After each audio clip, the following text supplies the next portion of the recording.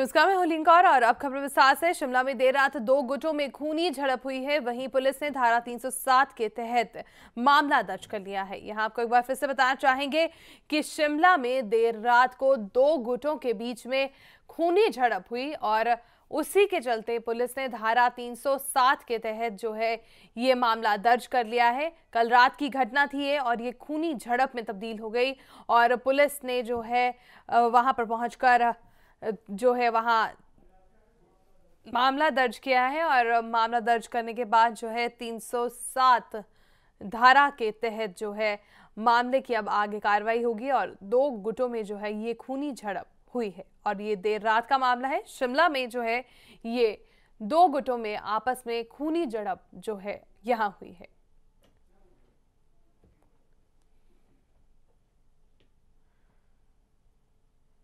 शिमला में देर रात दो गुटों में खूनी झड़प का मामला जो है सामने आया है और पुलिस ने जो है मामला दर्ज कर लिया है। 307 धारा के तहत जो है मामला दर्ज किया गया है।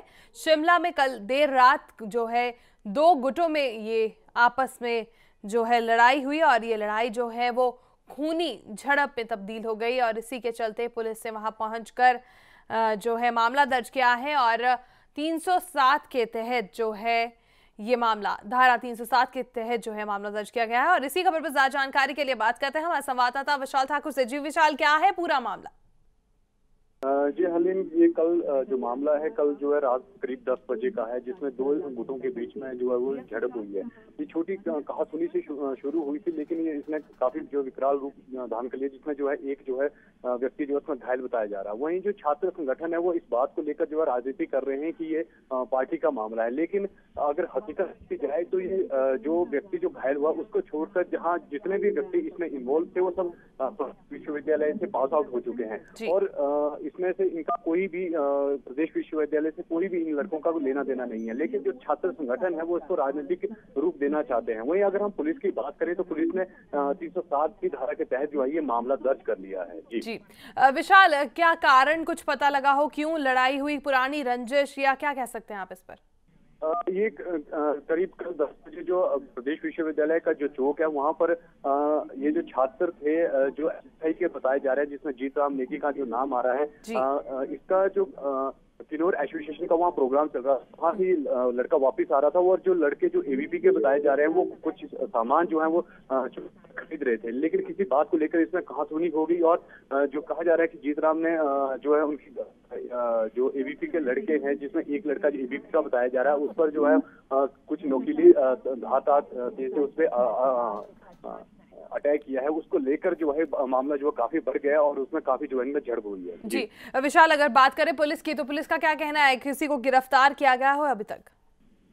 पुलिस ने जो मामला जो है वो 307 के तहत जो है मामला जो है दर्ज कर लिया है और जो आरोपी हैं उनको पकड़ने के लिए मुहिम जो है उन्होंने तेज कर ली है। जिस तरह से बताया जा रहा है कि जो छात्र प्रदेश विश्वविद्यालय से ताल्लुक नहीं रखते हैं वो आउटसाइडर हैं, तो पुलिस को थोड़ी मशक्कत करनी पड़ रही है कि कहाँ पर उन छात्रों को जो पाउस हो चुके हैं उनको जो ढूंढा जाए। जी विशाल, अगर आसपास बात करें जब वहां ये वारदात घटी तो उस समय किसी ने देखा हो या किसी ने चश्मदीद गवाह हो, कोई जो पहचान कर सके उन जो युवकों की, और साथ ही साथ अगर सीसीटीवी फुटेज मिली हो? जी करीब रात काफी देर रात की घटना है, करीब 10 बजे। ऐसे भी हिमाचल जो है पहाड़ी इलाका है, इसमें रात के 10 काफी लेट जो है टाइम माना जाता है, तो इसको लेकर जो वहाँ पर सिर्फ दुकानदार ही ऐसे लोग हैं जो दुकानें खुली थी वही इसके चश्मदीद गवाह हैं। और अगर देखा जाए तो छात्र जो है प्रदेश विश्वविद्यालय के जो हॉस्टल्स हैं उनमें रहते हैं, तो जो है प्रदेश विश्वविद्यालय के कैंपस से काफी दूर है, तो ये कहा जा रहा है कि सिर्फ जो दुकानदार है घटना के जो चश्मदीद गवाह हैं। जी विशाल, इस पूरी जानकारी के लिए आपका बहुत बहुत धन्यवाद। तो ये थे हमारे साथ हमारे संवाददाता विशाल ठाकुर जो बता रहे थे कि दो गुटों में जो झड़प हुई है वो कुछ छात्र जो हैं वो प्रदेश विश्वविद्यालय के हैं और कुछ जो थे वो पास आउट थे और किसी बात को लेकर वहां कहासुनी हुई और जो वो कहासुनी थी वो बाद में जो है खूनी झड़प में तब्दील हो गई। फिलहाल पुलिस ने 307 धारा के तहत मामला दर्ज कर लिया है और मामले की कार्रवाई चल रही है, लेकिन अभी तक पुलिस के हाथ जो है कोई भी यहां सबूत नहीं लगा है।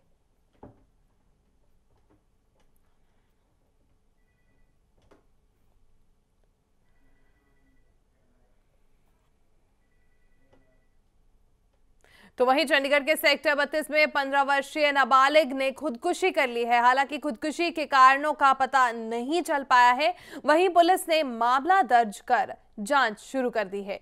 हम आपको यहां एक बार फिर से बता दें कि चंडीगढ़ के सेक्टर 52 में 15 वर्षीय नाबालिग ने खुदकुशी कर ली है। हालांकि खुदकुशी के कारणों का अभी तक पता नहीं चल पाया है।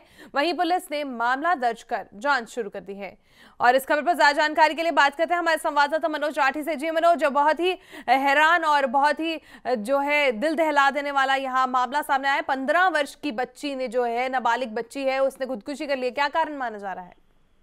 बिल्कुल हलीन, बिल्कुल दिल दहलाने वाला ये मामला सामने आया है, जिसमें एक 6वीं क्लास में पढ़ने वाली बच्ची जो 15 साल की बताई जा रही है, उसने जो है हैंगिंग करके अपनी जीवन लीला जो है वो खत्म कर दी है। हालांकि उनके पेरेंट्स से हमारी बातचीत हुई है। गरीब परिवार है और उनका साफ तौर पे कहना है कि कोई भी ऐसी कोई बात नहीं थी। और जिस तरह से रूटीन वाइज में, जिस तरह से सुबह सब ड्यूटी पे गए और उसने सबको खाना जो है वो बना के दिया, इकलौती बेटी है। तो जहां पर जब बाद में जब है पड़ोसियों से पता चला कि वो हैंगिंग करके जो है उसने अपनी जान दे दी है।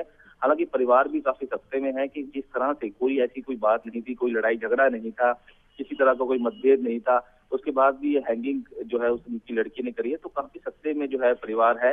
हालांकि पुलिस ने मामला जरूर दर्ज कर लिया है और छानबीन जो है वो की जा रही है। आज पड़ोस के लोगों से पूछताछ की जा रही है। तो आपको बता दूं कि गरीब फैमिली है, लेकिन परिवार वाले काफी सख्ते में है कि आखिर उनकी लड़की ने किस उसमें आकर जो है ये कदम उठाया है। काफी बड़ा यहाँ पे सोचने वाली बात है कि किस तरह के परिवार वाले कह रहे हैं कि कोई भी ऐसा कारण नहीं था या किसी तरह का कोई दबाव नहीं था या किस तरह की कोई लड़ाई झगड़ा नहीं था, लेकिन उसके बाद लड़की ने इस तरह की हैंगिंग करी। हालांकि पुलिस जो है वो सख्ती से पूछताछ कर रही है। आज तो वहाँ पे पड़ोस में रहने वाले कुछ युवकों से भी बातचीत की है, लेकिन अभी तक कुछ चीज सामने नहीं आई है, क्योंकि घटना ये थोड़ी देर पहले की है। तो पुलिस जो है अपनी जांच में लगी हुई। जी मनोज, अगर बात करें बच्ची की, तो क्या बच्ची स्कूल जाती थी? स्कूल की तरफ से कुछ पता लगने की कोशिश की हुई हो?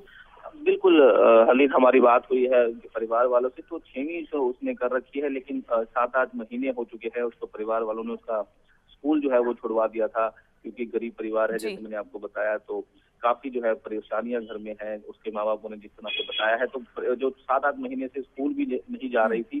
तो कहीं ना कहीं ये पुलिस जो है पूरी जांच करने में जुटी है कि आखिर क्या कारण हो सकते हैं उसके सुसाइड के। जी मनोज, इस पूरी जानकारी के लिए आपका बहुत बहुत धन्यवाद। तो ये थे हमारे साथ फोन लाइन पर मौजूद है हमारे संवाददाता मनोज राठी।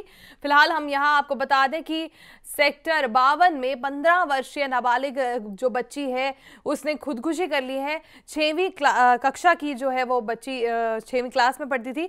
कुछ 7-8 महीने पहले ही उसने स्कूल जाना बंद कर दिया था और उसी के चलते अगर बात करें, कल जो है उस बच्ची ने आत्महत्या कर ली है। उसने खुद को जो है हैंग करके जो है अपना यहाँ पर अपनी जीवन लीला को समाप्त किया है। फिलहाल पुलिस जो है तफ्तीश में जुटी है और अभी जो है मामले की गहराई में जाने की कोशिश की जा रही है। स्कोर फायरिंग घटना से हो रही किरकिरी के बाद चंडीगढ़ पुलिस जाग चुकी है सुरक्षा को लेकर और डिस्कोथेक्स में हर रोज हो रही हुड़दबंगी को रोकने के लिए डिस्कोथेक मालिकों की एक हाई प्रोफाइल मीटिंग जो है वो आज बुलाई गई है। और चंडीगढ़ के सेक्टर 9 के पुलिस मुख्यालय में ये मीटिंग जो है वो हो रही है। आपको बता दें कि सेक्टर 8 में कुछ ही दिन पहले जो है उसके बाहर, डिस्कोथेक के बाहर जो है कुछ युवकों ने गोलियां चलाई थी। उसकी फुटेज भी आप इस वक्त अपनी टीवी स्क्रीन पर देख सकते हैं। ये सीसीटीवी फुटेज जो है यहाँ सामने आई थी और जहाँ जो युवक थे उनकी डिस्को के अंदर जो है कहासुनी हुई, वहाँ लड़ाई हुई और उसके बाद जब वो बाहर आए तो उन्होंने अंधाधुंध जो है गोलियां चलानी शुरू कर दी थी। और इसी को लेकर जो है आज सभी डिस्कोथेक मालिकों की हाई प्रोफाइल मीटिंग जो है वो बुलाई गई है। और इसी खबर पर ज्यादा जानकारी के लिए बात करते हैं हमारे संवाददाता मनोज राठी से। जी मनोज, आज जो है एक नया मोड़ जो यहाँ दिखाई दे रहा है। भले ही जो पुलिस के हाथ खाली हैं, लेकिन फिर भी मीटिंग बुलाई गई है, तो क्या इस मीटिंग से निकल सकता है? बिल्कुल हरलीन, सबसे पहली बात तो यहाँ पर जो जितनी चंडीगढ़ पुलिस की किरकिरी हुई है, क्योंकि अभी तक आरोपी जो है वो गिरफ्त से बाहर हैं और चंडीगढ़ पुलिस के बड़े बड़े अधिकारी जो दावे करते हैं कि लॉ एंड ऑर्डर की बात की जाती है, नाकों की बात की जाती है, लेकिन जो दावे जो खोखले नजर आए हैं, जिस तरह से अंधाधुंध फायरिंग जो है वो देर रात हुई है, लेकिन अभी तक कोई आरोपी जो है पुलिस की गिरफ्त से बाहर है।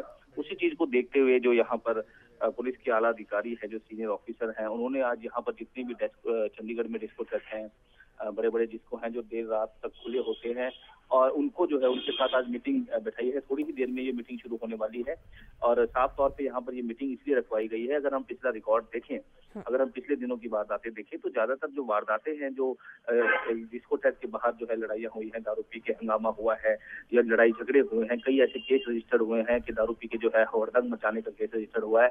लेकिन सबसे बड़ी बात यहाँ पर सामने आई है कि चंडीगढ़ पुलिस उसको रोकने में कामयाब नहीं हो पाई है, नाकाम रही है। तो ये बहुत बड़ा यहाँ पर एक कारण रहा है कि चंडीगढ़ पुलिस इन ऐसे लोगों के ऊपर या ऐसे हुड़दंग मचाने वालों को नाकाम रही है। लेकिन अगर हम बात करें डिस्कोथेक के मालिकों की या डिस्कोथेक की सुरक्षा की, तो वहां पर भी जो है एक बहुत बड़ी लूप्स यहाँ पर दिखाई गए हैं, यहाँ पर भी वो नाकाम साबित रहे हैं। कई हंगामे हुए हैं, कई जो बाहर के युवक या युवतियां आती हैं वहां पर हंगामा करते हैं दारू पी के, लेकिन उस पर कोई लगाम नहीं लगाई जाती। तो उसी को सारा कुछ मद्देनजर देखते हुए आज यहाँ चंडीगढ़ पुलिस की जो आला अधिकारी हैं, उन्होंने सभी डिस्कोथेक के जो मालिक हैं उनको यहाँ पर बुलाया है मीटिंग में। कई अहम फैसले लिए जा सकते हैं, क्योंकि देर रात तक जो चलने वाले जो डिस्कोथेक हैं उनको जो है यहाँ पर सख्त हिदायतें जो है जरूर दी जा सकती हैं, क्योंकि जिस तरह से वारदातें हुई हैं, गोली चली हैं या लड़ाई झगड़ों के केसेस जो लगातार देर रात को बढ़ते जा रहे हैं, हुड़दंग मचाने के जो वारदात बढ़ते जा रहे हैं, दारू पी के जो है यहाँ पर शोर मचाने के हुड़दंग बढ़ते जा रहे हैं। मोस्टली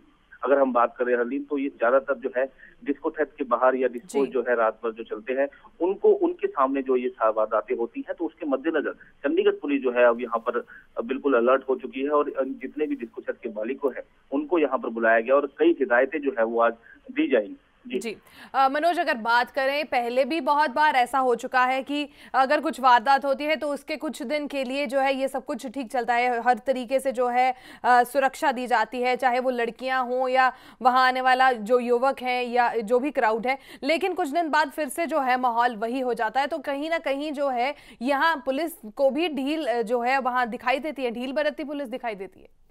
बिल्कुल हलीन, आपने बिल्कुल सही कहा कि कुछ दिन ठीक चलता है, उसके बाद फिर दोबारा से जो है वो इस तरह के हालात पैदा हो जाते हैं। हालांकि लोग जो है, अगर हम जेन्युइन लोग की बात करें तो लोग अब घरों से निकलने में डर रहे हैं। आधी रात को जो पार्टीज वगैरह घरों की पार्टीज होती हैं वो निकलने से डर रहे हैं, क्योंकि हालात इस तरह के हो चुके हैं कि अंधाधुंध फायरिंग हो रही है, अंधाधुंध लड़ाई होती है, झगड़े होते हैं, मारपीट होती है, लेकिन पुलिस कहीं ना कहीं यहाँ पर बेबस दिखाई दे रही है। तो काफी किरकिरी के बाद ही चंडीगढ़ पुलिस जो है नींद से जागी है और उन्हें इस तरह का फैसला लिया है कि जितने भी डिस्कोथेक मालिक हैं उनको बुलाकर जो है मीटिंग की जाए और कई अहम फैसले, कई हिदायतें जो है उनको दी जाएगी।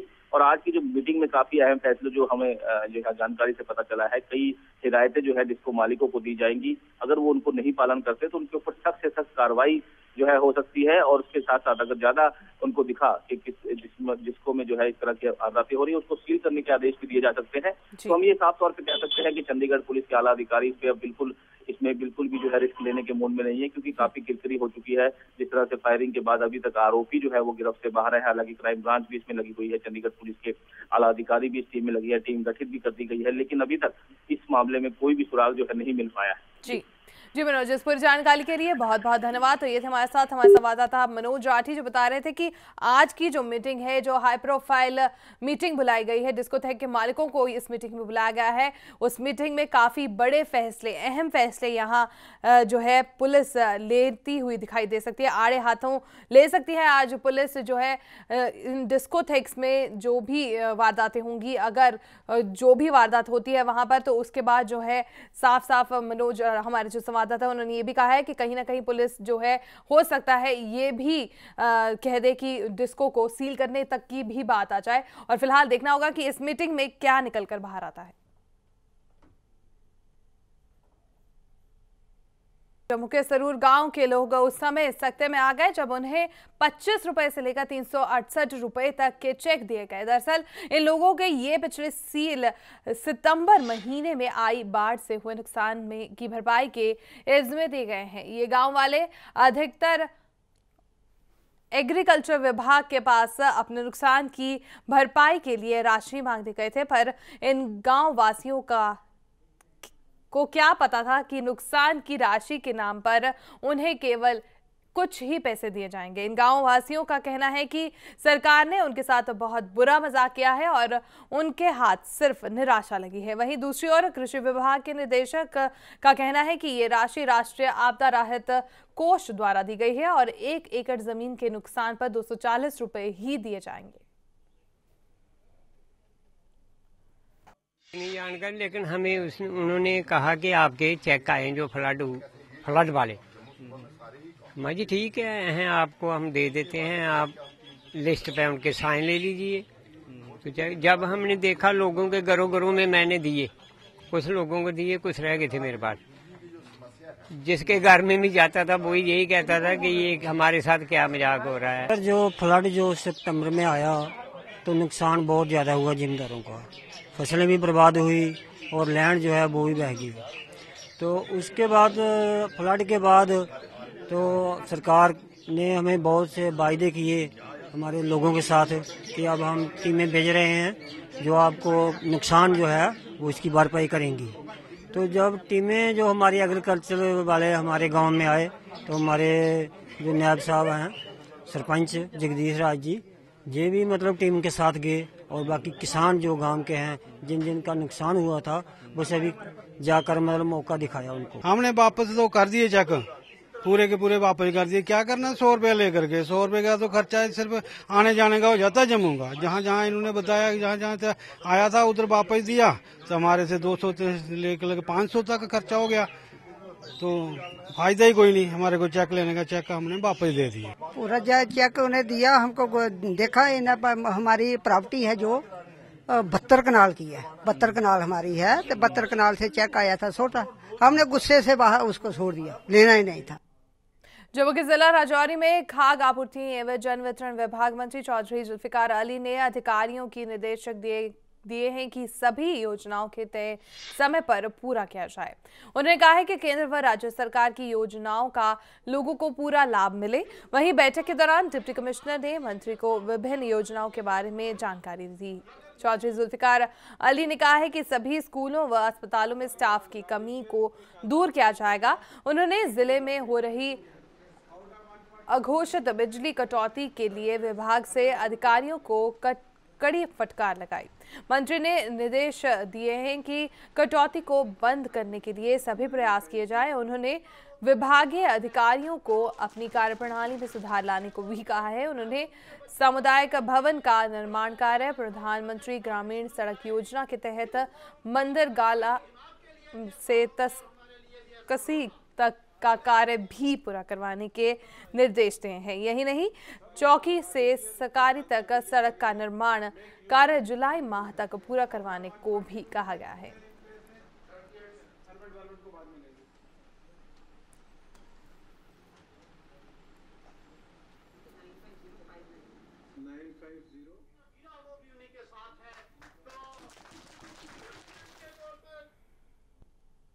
तो उधर करनाल के इंद्री यमुनानगर रोड पर गांव धुमसी में के पास ऑटो और ट्रैक्टर ट्रॉली की आपस में टक्कर हो गई है। हादसे में 2 लोगों की मौत हो गई है जबकि 6 लोग घायल बताए जा रहे हैं। वहीं घायलों को ट्रॉमा सेंटर में इलाज के लिए भर्ती करवाया गया है।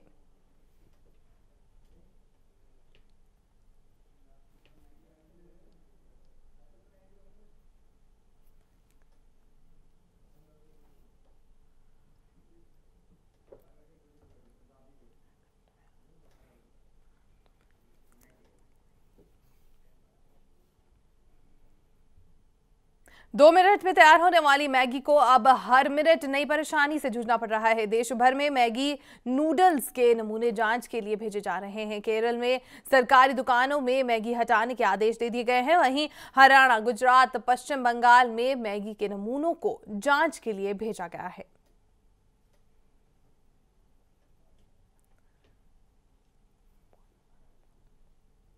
सरकार ने लगभग 13 सैंपल उठवाए थे, जिसमें 13 में से 10 सैंपल्स के अंदर लेड की क्वांटिटी बहुत ज़्यादा पाई गई है और सरकार आज मीटिंग बुला रही है, उसके ऊपर एक्शन लिया जाएगा। फूड सेफ्टी डिपार्टमेंट और इसमें क्या नेस्ले के अधिकारियों को भी तलब किया गया है? मैंने उनसे कहा था कमिश्नर फूड सेफ्टी को, वो बुलाया होगा उन्होंने। बिल्कुल आज से कानूनी कार्रवाई स्टार्ट कर दी जाएगी। देखिए ये प्रोसीजर होता है, अगर कोई भी सैंपल फेल होता है तो उसका जो भी कानूनी प्रक्रिया है उस पूरी प्रक्रिया का पालन करते हुए कोर्ट में केस किया जाएगा। कई राज्य सरकारों ने इस पर निर्णय लिया है, रोक लगाई है, कार्रवाई शुरू हो गई है। केंद्र में भी जो कंसर्न मंत्रालय है, मंत्री जी स्वयं इस पे बोले, तो अभी देखते हैं क्या होता है। जो भी कार्रवाई होनी है वो होगी। देखिए खाने पीने के जो ये है सामानों में मिलावट और ये चीजें मैगी ही नहीं है, कई तरह के ऐसे मोमो है, गोलगप्पा है, कई तरह के जो खाने पीने के सामान में मिलावट हो रही है, उसके लिए कानून तो है कड़ा। ऐसी सख्त सजा इन लोगों को देनी चाहिए, कोई भी हो, चाहे अमिताभ बच्चन हो, चाहे माधुरी दीक्षित हो, चाहे सलमान खान हो, चाहे कोई हो, ऐसी सजा इन लोगों को देनी चाहिए। ये लोग पैसे के लिए कुछ भी मने करने पर मने उतारू हो जाते हैं। पता नहीं ये लोग इतना पैसा क्या करेंगे, फिल्मों में जिंदगी भर कमाते हैं और इस तरह से पैसा के लिए तो इन लोगों को मने कड़ी, इन लोगों के खिलाफ भी कड़ी कार्रवाई, ताकि आगे से इस तरह का फालतू विज्ञापन करने के लिए ये लोगों को मने 10 बार सोचना पड़े। ऐसे वो तो उस पर ये मांग उठी थी कि उस पर जांच होनी चाहिए, और ये बात सही है कि किसी तरह की भी जो हमारे देश में जो फास्ट फूड का जो एक धीरे धीरे जो उसका प्रभाव बढ़ता जा रहा है वो बहुत ही चिंताजनक है, और मल्टीनेशनल कंपनियां उसका लाभ उठा रही हैं। वो देखना चाहिए सरकार को कि ऐसा तो नहीं कि हमारे बच्चों के स्वास्थ्य पर उसका बुरा असर पड़ता है, और अगर जांच में कुछ भी अगर निकला हो तो उस पर कार्रवाई होनी चाहिए, चाहे वो मैगी हो या और कोई फूड प्रोसेसिंग इंडस्ट्री हो। तो मैगी को लेकर जहां पूरे देश भर में टेस्ट करवाए जा रहे हैं, तो इसी के चलते इसे एंडोर्स करने वाले सितारे भी जो हैं यहां गिरते दिखाई दे रहे हैं। फिलहाल इस बुलेटिन में इतना ही, इजाजत दीजिए, नमस्कार। खबरों की दुनिया में आइए, हमारे साथ कहीं भी और कभी भी जुड़िए। हम मिलेंगे फेसबुक पर, हम दिखेंगे यूट्यूब पर, हमें फॉलो कीजिए ट्विटर पर। खबरों के साथ बने रहिए रात दिन।